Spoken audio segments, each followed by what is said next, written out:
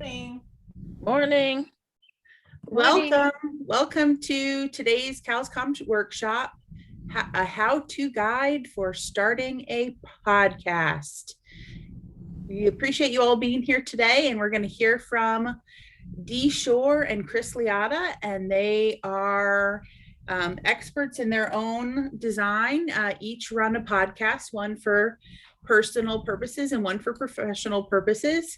And Dee's going to handle a lot of the getting starting aspects that don't relate to technology, and Chris is going to handle a lot of the equipment and tools, questions, and areas of what to bring to your how-to guides elements.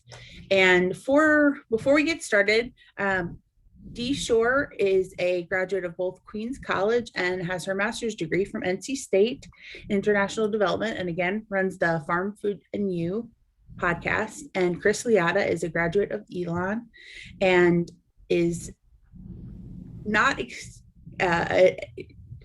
is happy to share with you about his podcast, but knows that it may not be a topic you are familiar with, or you may be very familiar with. It is about Pokemon.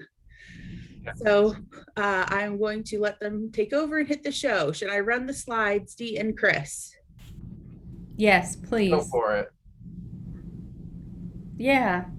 So I am so glad you're here. I'm passionate about podcasts, and I hope you are too. And if not, I hope you'll be and ready to start your own if you so choose.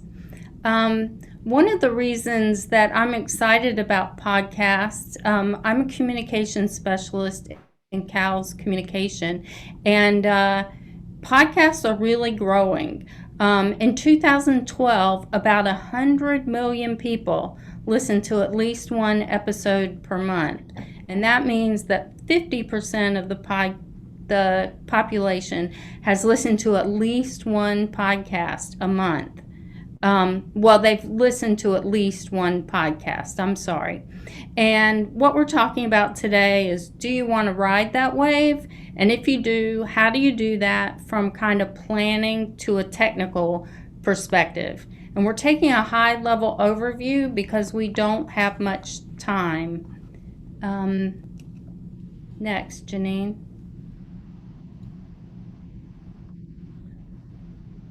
So again, we'll be talking about suggestions for starting with your goals, and that means how you plan and develop a podcast. Finding your voice would be finding your niche, choosing the right format and length. And then we'll be talking, or Chris will be talking about how to get it out there, how to make it discoverable, technical tips related to gear and that sort of thing. And then we'll end up on how you can keep it out there, deciding if you want to keep it going. We'll also answer questions. We'll be answering questions along the way. If you have any, put them in the chat. Chris and I won't be monitoring that chat, but Janine's going to let us know when you have questions along the way. But if you have ones you want to wait till the end too, that's fine. So ready for the next one? So I always like to say, with any communications project, you should start with your goal in mind. Think about what you're trying to accomplish. Does it line up with your organization's goals? And I'll talk a little bit about that from my perspective with the Farms, Food, and You podcast, which is part of our CALS communications efforts. So CALS Comm, we do both promotional and educational communications, and Farms, Food, and You is what I consider more educational and promotional. But what we want to do is to reach our agricultural and general audiences with topics that are at the forefront of agriculture and food, but we're also promotional because we put the expertise of our faculty and administration out there. They are our guests, and I think this promotes them as thought leaders. I'll give you an example. I did one on hemp, the latest with hemp, and we had a faculty lawyer, a faculty crop scientist, and a grower. And so our folks were the experts on that. Another thing you need to consider is your personal goals. Why do you want to podcast? What can you bring to it, and why do you want to do it? Think about who you need to reach to achieve your goal. Audiences are growing across the board. They're slightly more males than females. They're more affluent than the general population, and they're largely younger. The median age is about 34. Age 12 to 14 is the fastest growing group. The largest is 25 to 54, and 55 and up is it's small, but it's expected to grow. Also consider, will your podcast move you closer to your goal, or should you use another medium? Podcasts are tailored to the modern age. They require either a computer or a smart device. Some of the advantages are that they can be downloaded and listened to wherever and whenever. So that's an advantage over, say, TV and radio when the shows are on at a particular time. I know you can record them, but it's a little more awkward. Also, you have choices in making your podcast something from very general, something like This American Life, to something that's more niche, which I'd consider my Farms, Food, and You podcast to be. I think general media tend to look more broadly, have a more mainstream focus. Podcasts are not likely to be interrupted by ads. Some of them have ads, but the ones we're doing probably won't unless you get a large audience. They're relatively easy to produce. It took me a while to get into it, though. It's not as easy as social media, but it's much easier than video and TV. It can be tough to find an audience. I'll be honest with you about that. While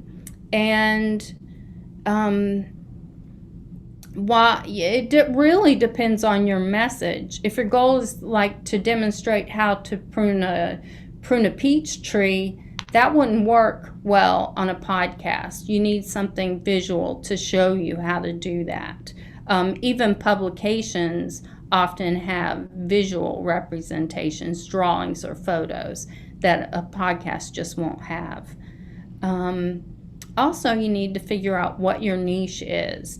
It could be and should be in line with your podcast goals and your strategic advantage. And by that I mean, what information can you provide that no one else can provide, or that others aren't providing in kind of a top-notch way? So others may be providing the information, but you can provide it better than they can. So the next slide, Janine.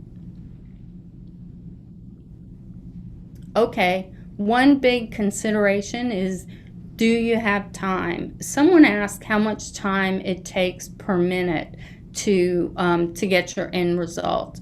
And I honestly can't tell you that. It depends partly on the length you choose, the format you choose, and how much editing you want to do. Like, for instance, do you want to take out all the ums and ahs, the you-knows, or do you want to let them go?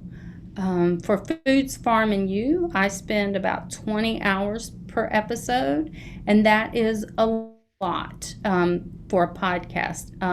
Not many people spend that much time on their podcasts, I don't think, for the length that ours is. Ours is about 15 minutes. But I spend time doing planning and research, communicating and interviewing guests, writing, things like not only my transcript, but also the bios and a list of other resources that I put on the website and also on our host page. I also have to put it up to the host in our website. And before that, I have to incorporate edits from the reviewers. I send back to each person that I interview the whole podcast, including their sections, to make sure I haven't gotten anything. Since there is an educational aspect, I don't want to get anything wrong.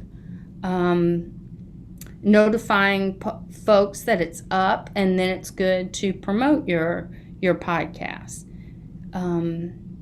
So in the area of length, I've often heard it say, and I agree, that you should make your length what you need to get across your information. The short end is usually about 5 to 15 minutes, so mine is short. Our department had a podcast for a while that was like 2 to 3 minutes. I don't think it really took off. Chris might be able to talk to you a little bit more about that one. I think that's a little bit too short for a podcast. It might work for a radio show, but it's tough for a podcast. A lot of podcasts are 20 to 30 minutes because that's about the time of a commute. But there are even ones that run 3 and 5 hours. It's crazy. Joe Rogan's podcast is an average of 3 hours, and some go, like I said, to 5. If you want to know the average, it's 43 minutes. There are lots of different formats you can use. You can use solo podcasts where you're the only one speaking. You can use interviews or panel discussions. You can either have those from the conversation, just a conversation that you're having, or you can edit that and frame it by yourself or some other host. Conversational podcast is 2 or 3 speakers. You can mix and match these styles. So you might have information you want to present, then information that a guest wants to present where you're asking questions, and you can just go from there. So choose your own format.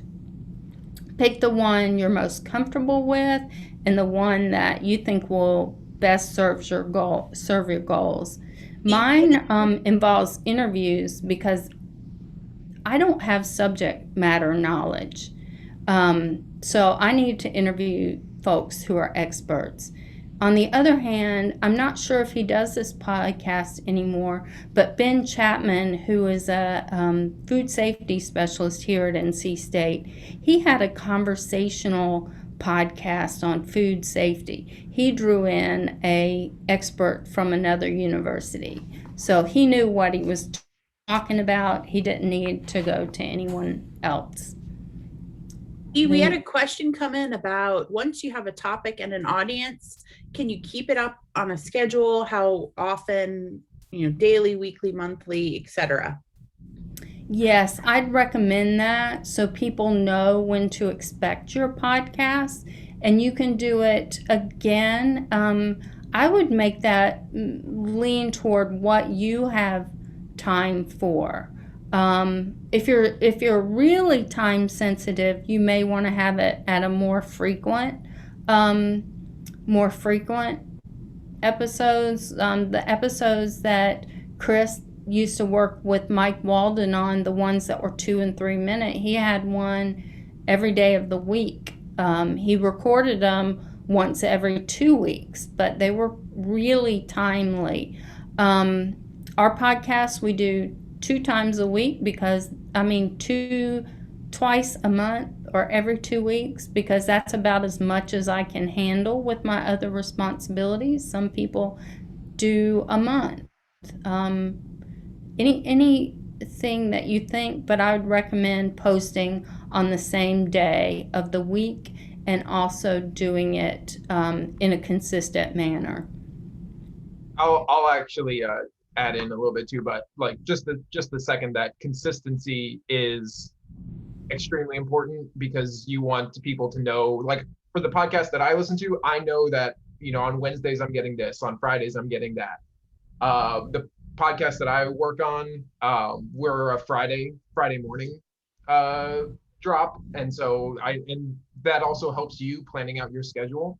Uh, the one that I work on is a weekly podcast, so we've got 4 to 5 episodes a month, and that can be a lot. And so I'm luckily part of a team of like 4 people, and so I work on 2 a month, and we have one member who's currently in Japan who works on 2 a month, and so we split it up that way. But for for context, you're asking about the time it takes to do it. The actual recording should be the least amount of time invested into a single episode, because there should be more time put into the research and the shaping of the episode, and then the post-production and putting it together. For our show, the episodes that I work on, we average between 40 minutes and an hour, and we have anywhere from 3 speakers to 5 speakers per episode, and editing all that. I mean, editing 40 plus minutes of that can take 7 to 10 hours per episode, and that's would be a I guess a more conversational one. And so I'm not doing a lot of like story crafting per se. We record linearly because it's easier for me and quicker for me in post, and then I go through and clean up the audio, removing ums, ahs, false starts, anything like that. So I'm not doing necessarily a lot of show shaping in my editing, because it can be very, very time consuming, and that's what I and my team have chosen is like what we would like to, or what we are able to invest in this and keep it growing. But in terms of finding your voice, the only thing I'll add to what Dee has been saying is my biggest piece of advice would be to find the podcasts that you like to listen to, and think of the things that you like about what they do and how you can incorporate those things, because at the end of the day, the person who will definitely be listening to this is you, because you're going to be writing it, recording it, listening to it constantly as you edit it. And so doing something that you like and that you like to listen to will help with that, and it will kind of help be like a guiding light as you move through this. So find aspects that you like from, and if you don't listen to podcasts, before you record your own, please go listen to multiple podcasts across lots of different fields. But just kind of, pick the things that you like. How do they approach subject matter? How do they handle their interviews? How do they shape their shows? And think about what draws you to their shows and how you can incorporate those styles. I think those were great points, Chris. Thanks for jumping in there. I really appreciate it. On the next slide, I'm gonna read this slide because I think it's really important to think about how you can build on NC State's brand. So I'll just make a few points about that brand. Our brand platform, brand statement, that sort of thing. So we create economic, societal, and intellectual prosperity. We have a world-class faculty at the forefront of problem solving. We have a lot of partnerships with business, government, and industry. We're a leader in experiential education, and we are courageous, innovative, intellectual, purposeful, and forward-looking. I think that most of the kinds of things that we'd be talking about doing here at NC State would definitely fit into these things. But please keep those in mind as you're working on your podcast. One other thing I'd like to add on the finding your voice topic is before you get started, you'll have to think about your title, your artwork, your music, making sure that they are on this brand. Making sure your title's not taken already, and that it's not just clever, but that it succinctly tells you what it's about. And by that, I mean it makes it more discoverable. It lets your audience know what your podcast is about. You can get artwork and music in public domain. A good photography one, a great photography one is Unsplash. For music, I've used the Free Music Archive. It's a little bit hard to search, but it's just rich with music. And there's more out there if you just Google. So these things are free. Chris, did you have anything you wanted to add there? I'll say that you brought up music, so this is the copyright talk, which is if you're going to use music, make sure you have the rights to it because you do not want to get a DMCA message, digital media copyright. You don't want to get a takedown order because you use something that you didn't have the rights to. So just be, I always get a little bit dicey with free libraries because there are some not so good ones out there that are free but don't necessarily have the rights. So when you're looking at those things, make sure that you're researching and back checking the library to make sure that they are vetted, that they are on the level, so to speak.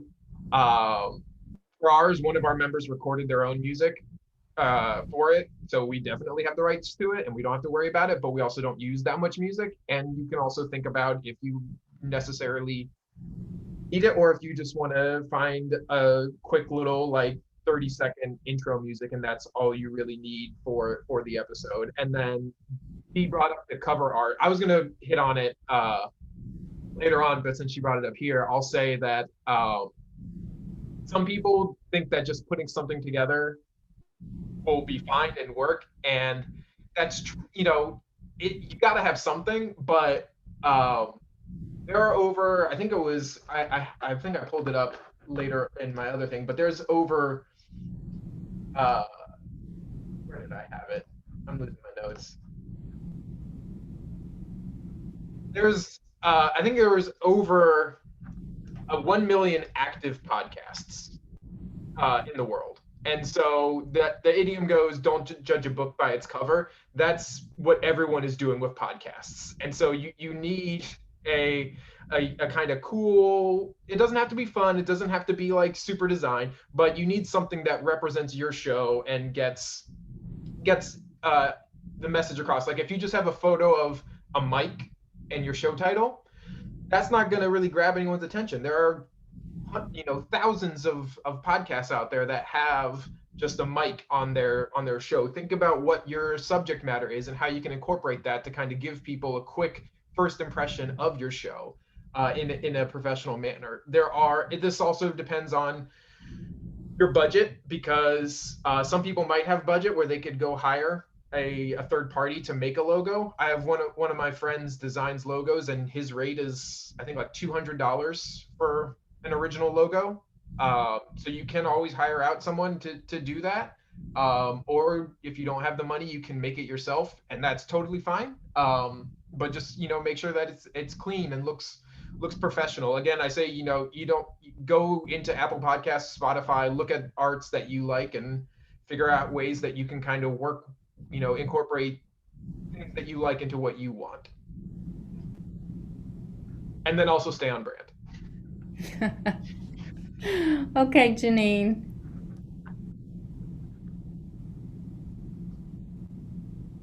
Oh, I think I missed one. There it is. Okay. So, kind of like what I talked about before in choosing what kind of podcast you wanted. I thought I would go in a little bit on how you start creating an episode, kind of the planning process for that. So think about what's your message or topic and how that fits in to the mission you've established for the show. Think about what information you need to convey that topic. You can use your knowledge if you're a subject matter expert. You can dig into stuff. Extension has tons of publications on all kinds of topics. of course, if you have websites that are credible that you can look at, but I'd encourage you to do a lot of research before you get into start writing your podcast or that sort of thing. Someone asked if we have any interview tips, and we do. You can, I recommend pre-interviewing the subject. So ask them about their background, find out what they know about the topic, what their main points that they'd like to make are. And you can also kind of figure how well they'll do. Some of the big podcasts they'll pre-interview and then they'll say, oh, you're not the right person for this podcast. I'd also encourage you to tell them about what process you'll use. What can they expect? Will you be interviewing by phone, by internet, or one day in person maybe? How long do you think that interview will last? Tell them if their comments, if you'll quote them or exactly as they say something for the entirety of how they answer, or if you'll, like I do, kind of boil things down and select pieces of what they say for my podcast. And also tell them that if you will be allowing them to review your transcript or review the audio before you publish it. I'd really encourage you. I do send my stuff back because I'm working with subject matter experts who know the topic way better than I do, and so I want their feedback. I want it, since I'm representing the university, I want to make it just right. You can choose compelling questions, why and how questions, something you think folks will want to know, maybe something that folks are asking you about often. And you can send them questions in advance, which is what I do. But even if you send them in advance, I think you should be open in that interview to be on the fly. If they start talking about things you don't think the audience will understand, be sure and get a clarification. I had someone speaking about the Farm Service Agency, and I wasn't sure that everybody in my audience would know what the Farm Service Agency was, so we really had to qualify that. To get clean audio, don't interrupt your person. Kind of wait till they're finished and then ask your clarifying questions. And those were my suggestions. Chris has some suggestions for recording remotely, and I'm going to let him take it over from here. Dee, I'm going to second the don't interrupt the person speaking.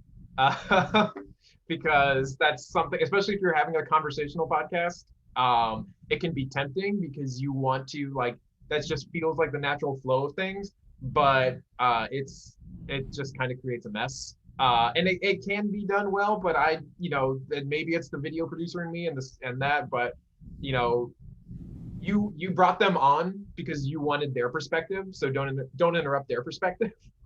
And you can still keep that kind of loose conversational tone. I was mostly going to hit on recording remotely. I'm going to talk about gear and all that kind of stuff in a couple slides. Sorry, my dog just walked in, and she's going to be playing with her dinosaur. But you can, one of the app, so I mentioned before that one of our hosts lives in Japan, and that is not ideal for recording. Because he can't actually be here for it. Actually, we have 4 hosts and we're all in different states. We're in North Carolina, Florida, Ohio, and then Japan, which is obviously not a state. And we use a website called Zencaster, which is free and has it does have a paid service for greater storage, but we don't really need that right now. But it basically provides an online recording aspect so that we can send out a link and then we can all just kind of jump in there together and record, and then I can download everyone's individual audio to then go and edit and do whatever I need with it. And it works really well. I will say, so part of the reason I really hate people talking over each other is because sometimes with internet connections, that can really cause a lot of distortion on our end, and our hosts like to talk over each other. So it drives me crazy because I'll cut out everyone else because I only want to hear the one person, but their audio was not recorded in the best quality because he was competing with 3 other audio feeds.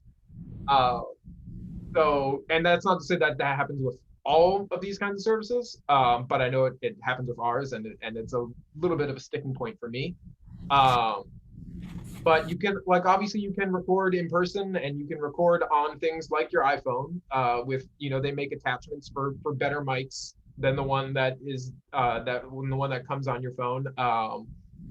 And you can invest in an audio recorder that'll let you have a lot more access to a lot of greater sound, but that might not be what you want to do at first because it can cost a lot of money and you're still kind of trying to figure everything out as you go. Janine, you can hit the next slide. Okay, so we're going to talk about gear because that's always the biggest sticking point, and the one that I found is the one that people have the most see as the biggest hurdle. And it really doesn't have to be that big of a hurdle because it doesn't matter. All the reasons don't matter if you don't actually do something. Like, there will always be reasons to not do it. And so the general rule in video is the one thing you don't want to skimp on is audio, because you really get what you pay for. And that's true. But you can get really solid mics, USB mics in particular, for a lot of the way podcasts are recorded. You can get really good ones for about $50. I had a Blue Yeti Snowball for a while that cost me $50 on Amazon, and it worked. And I had a friend who tried podcasting and didn't work, and she invested $200 into a mic and decided she didn't want it anymore. And she asked if I wanted it because I was still going, and I said, yes, I will take this mic. But that you don't necessarily have access to that. But if there's a mic that you have your heart set on, you don't necessarily have to buy it new. You can always go on things like eBay or Facebook Marketplace, because if there's one thing that there are a lot of in this world, it's people trying to start podcasts that don't necessarily pan out. And so you can maybe try to get a little bit of a deal on the gear that they are no longer using.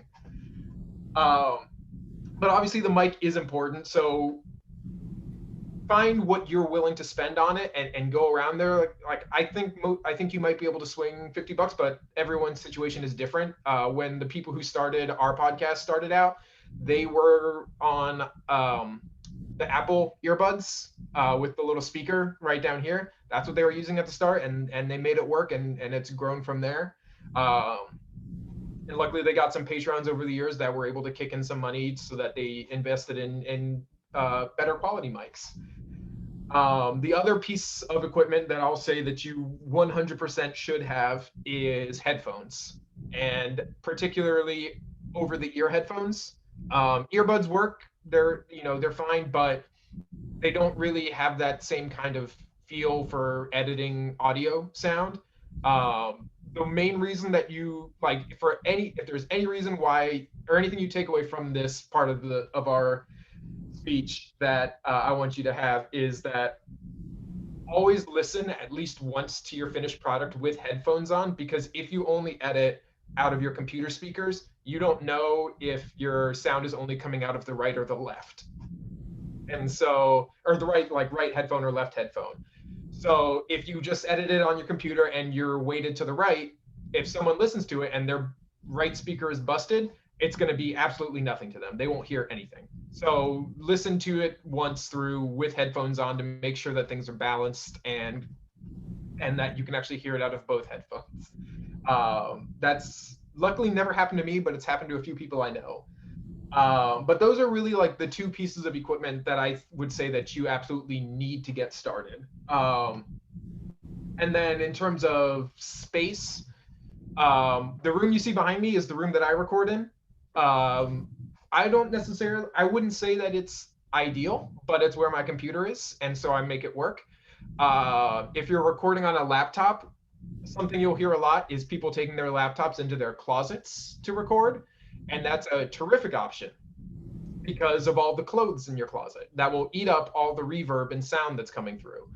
And my space is not, what you can't see behind me is a big glass window that when I record, the sound will bounce back to me and get picked up on the mic. And so I used to have a lot of echo before I upgraded my mic to have a different pickup pattern. And so things that you can do if you're kind of locked into a space, you can't go into a closet, is to kind of think about the room that you're in. Hard surfaces, glass, certain kinds of wood have a lot of reverb. And so things that you can do is hang a blanket behind your computer that'll eat up any of the sound that kind of extends past the mic that could bounce back to you, because that will soak the sound up. A lot of people use packing foam.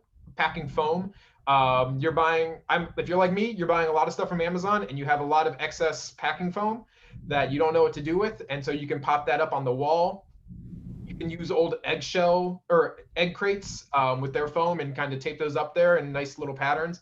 That will also eat up the sound and kind of make you sound just a little bit better, because that's also something else you don't have to do in post. You don't have to fix any reverb that you might have. I mentioned pickup patterns, and I'm not going to get too technical with it, but know that most mics that you're going to buy have what we call omnidirectional pickup pattern, which is, think of it like a big circle around the mic. And that means that anything that kind of comes into that circle will be picked up by the mic. And it's great when you're, up on the mic and talking to it. A lot of podcast people use it, but that picks up a lot of reverb.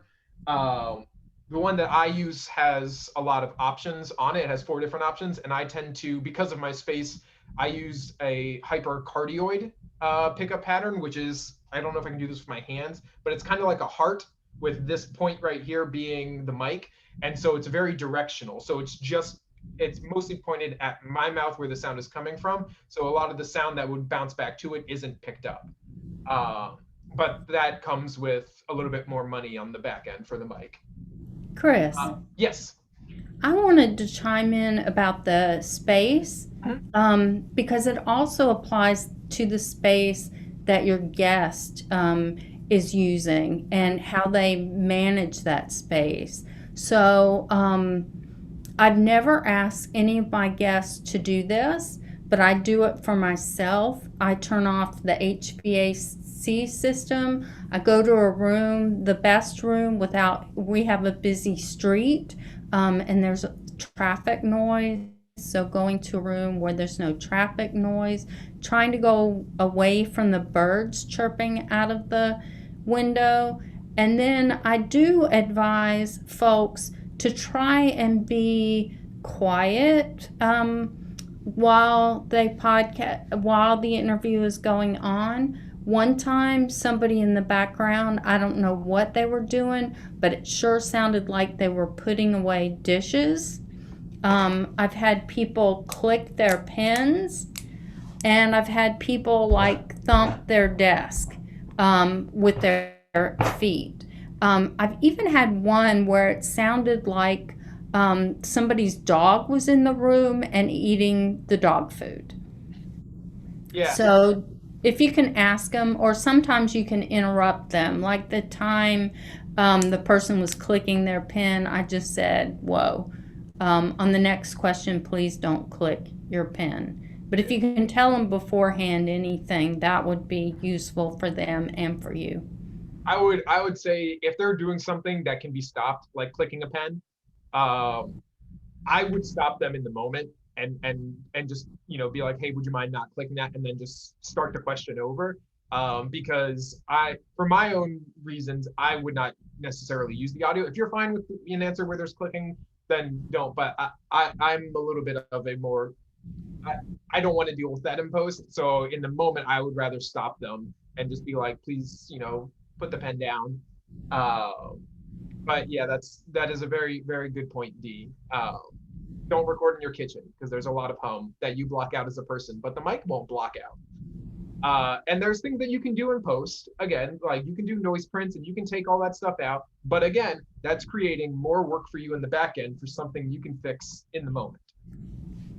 And then in terms of for the last part of this slide for software, there are a lot of options out there. I will say lean on what you feel most comfortable with.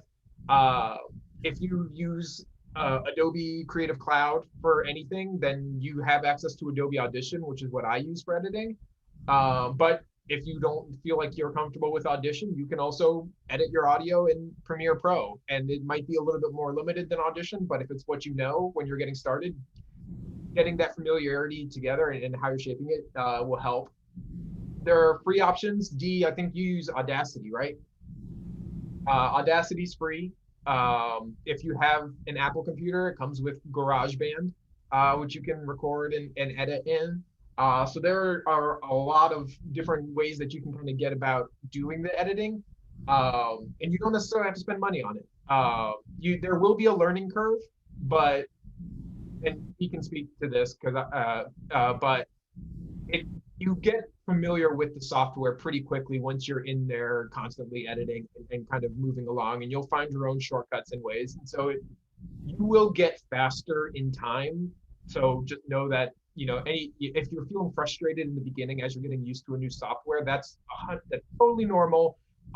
You just have to kind of push through. And there are lots of, Google is your friend. You can be as, I still Google lots of things and figuring out how to deal with some noise that popped up or anything like that.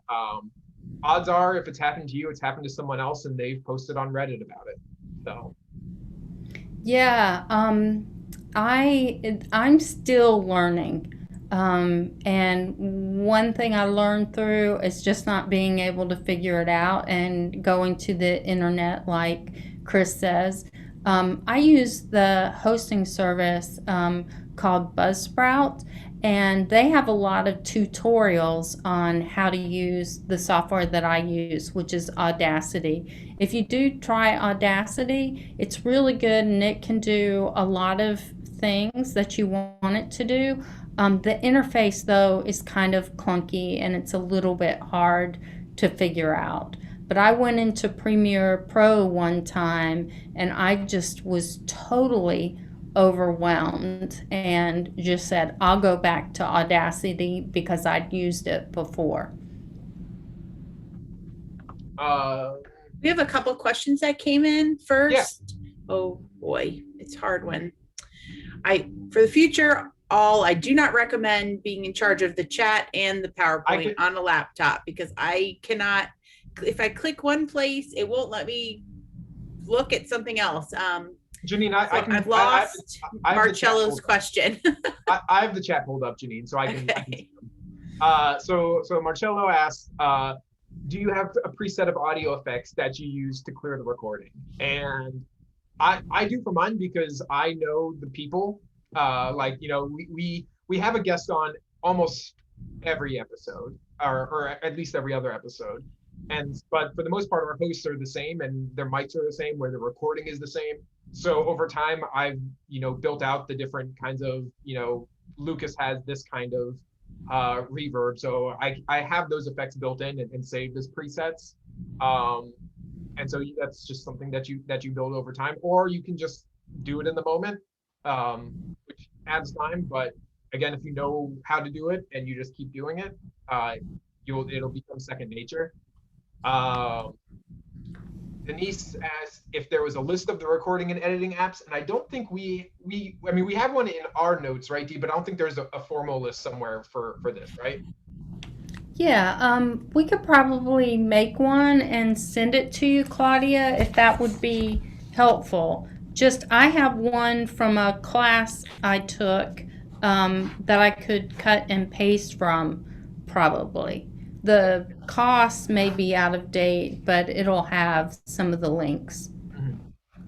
And then Claudia added that if you want to practice recording, read a short children's book and see how that sounds. I think that is great advice.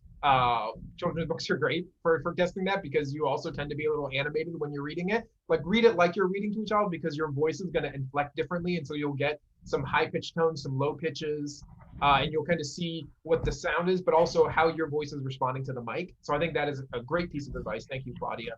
And then Delin also added that a simple way to check in space for any echo is to clap, and that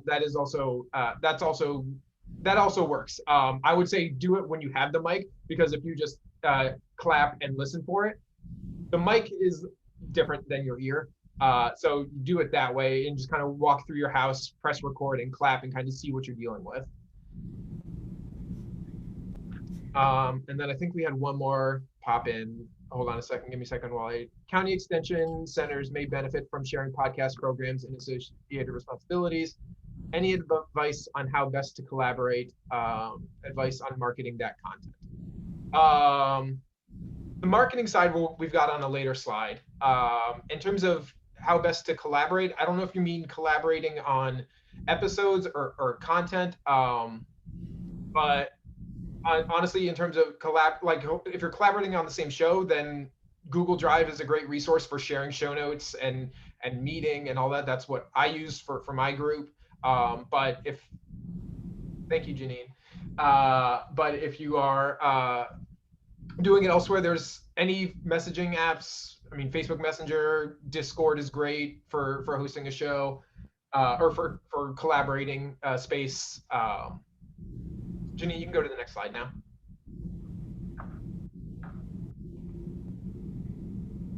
Okay, so this info is going to be, this will also probably be good to have in that same list. But in terms of hosting service, there's hosting services and there's directories.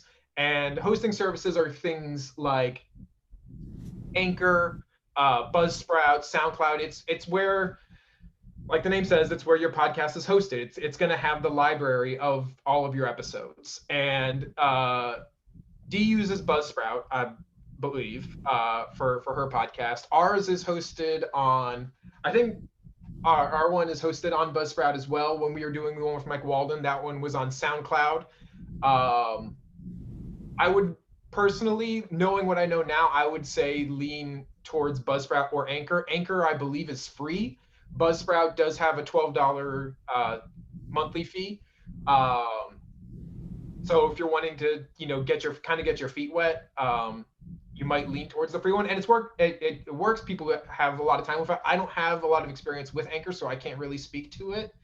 I would say before you pick a hosting service, do your research and figure out what you think is going to work best for you, because if you get into it and you realize they don't have something that you want, or they're not giving you what you need, it's a real big pain to shift hosting services. And you might lose, if you do end up doing it, you might lose your backlog of episodes that if you don't do everything correctly. So it's a lot easier to upfront to figure out what you want and to make the right choice first. Podcast directories are things like Apple Podcasts, Spotify. They just added podcasts into Amazon Music. You want to have your podcast in as many directories as possible, because that's only limiting you and your exposure. Your hosting service like Buzzsprout and SoundCloud gives you an RSS feed that you can basically plug into all of these, or it will directly feed them into it. So that should not be too much work on your end. And then Dee, if you would want to share for the last question. Sure. You absolutely need a transcript. And one reason is because you open up your audience to hearing impaired people. And the other reason is because it's federally required for folks like us. And I believe there's probably, I'm not sure, but if there's not, there should be a university policy about that. And in terms of getting a transcript, you can obviously listen through it and type it out. But if you have an hour-long podcast, that can be a big time suck. And so there are services like rev.com or Temi that you send them an audio file and they will kick you back a transcript. And I believe Temi is free. Rev is like a buck, like it's like a buck a minute, I think. Um, but either way, whatever you get back from them, you should obviously run through and read, because humans are fallible and robots are infallible. And sometimes you get some words that aren't necessarily said, or words that are not great words put in that aren't there. So what if you do use a transcription service, go back through and read through it before posting anything. And then for making it discoverable, Dee talked about this a little bit in, picking a relevant title. I just gestured to her. And picking a relevant title, and really think about, keyword optimization. You don't want people to look at your show title and have to guess what your show is about. That's not to say you can't have a fun title, but still make sure that it's relevant to the subject matter. And then in your episode titles, think about, what the episode is about and how you can convey that in the title, while also being something that you can think of as searchable when people are typing into their search engines for content. A little story that I have for making it discoverable and the kind of impact that the title can have. Our podcast went through a name change. And so before we changed our name, we were in Apple Podcasts, we were the #2 show when you searched, or when you keyword searched for Pokemon. We were the #2. And then we changed our show title, and we dropped from #2 to #7. So we dropped 5 slots in the show ranking, just off of keyword optimization and with our show title. And so we're slowly climbing back up, because we still have the viewers, or not viewers, they're not watching. We still have the listeners and the people subscribed and all that. But that one change, removing one word, dropped us 5 slots, and not even just 5, it dropped us out of the top 4 grid. So making sure you have a title that you don't want to change 3 years in is good. Janine, you can go to the next one, and this will be our last slide. So this is kind of the marketing aspect that was asked before. And so before we get into really getting into how to get listeners, I will say that it can be a grueling process getting a podcast off the ground.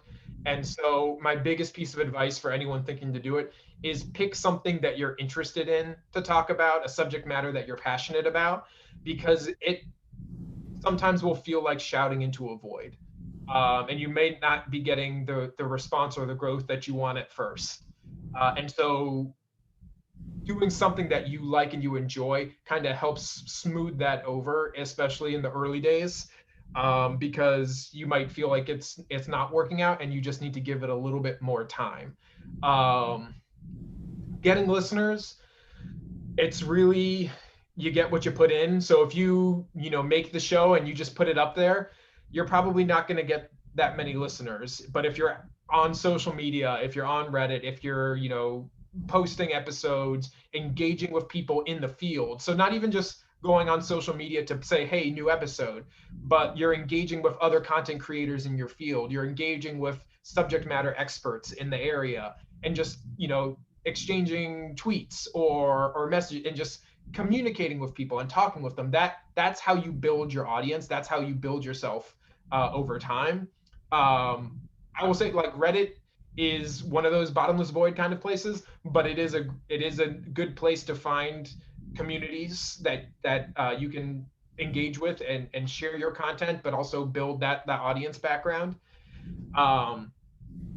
For episodes being live, I don't really see a reason to take down an episode. All of our episodes for 4 years are live for our podcast.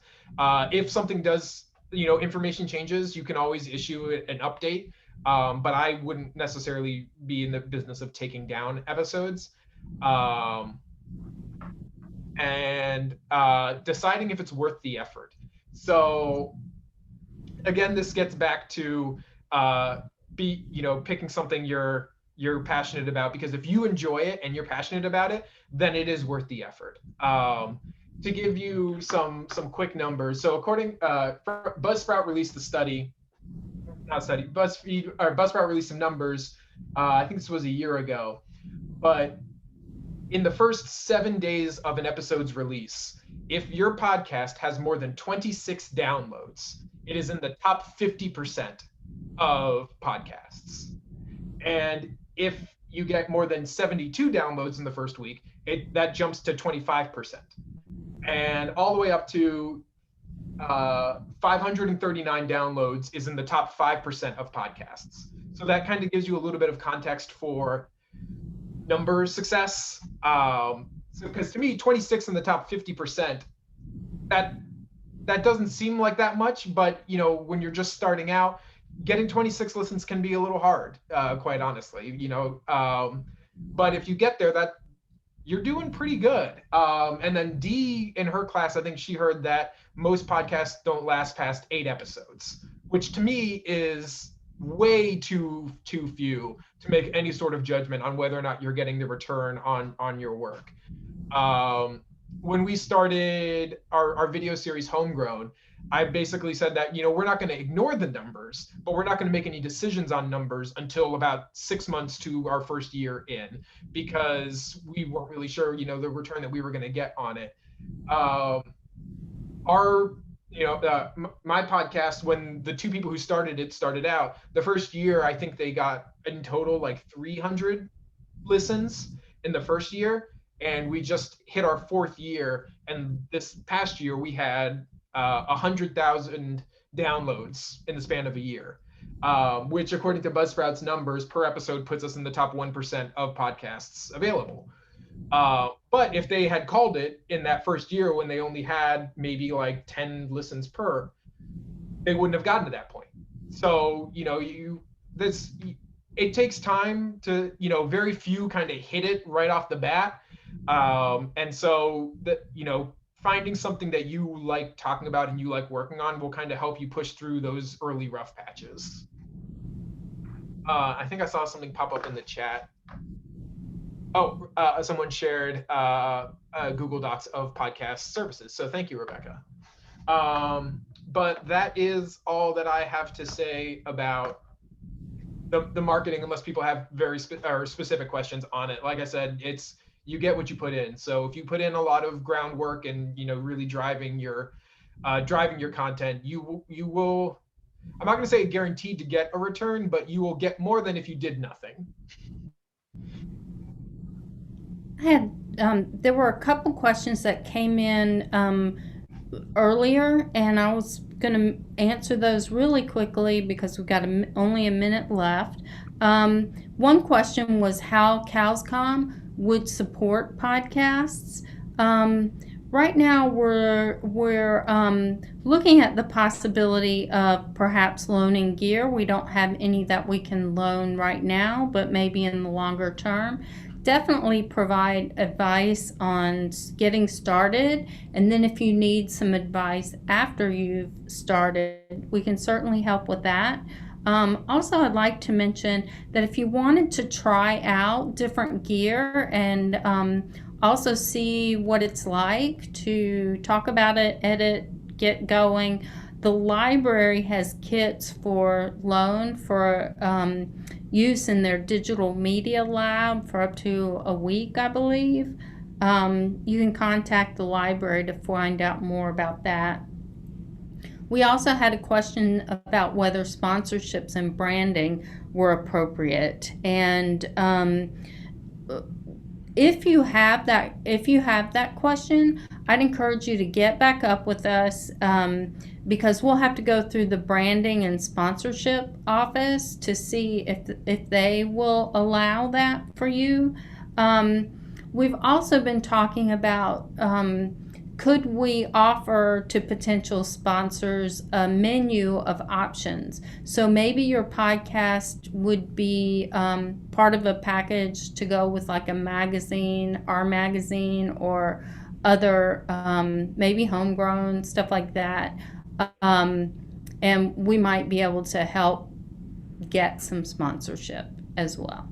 I will just add into that too, Dee, that it will take a while to get to the point. So I've been researching it for personal stuff, and from what I see, you have to be around 1,000 1,000 listens per episode to really like start to get any sort of attention from that's not to say you can't, maybe someone is out there that you already know and all that, but if you're talking about just getting any form of sponsorship and advertising out there, it's generally, deals are generally done around 1,000 by the 1,000 of listens. So it'll take a bit to get up to that point.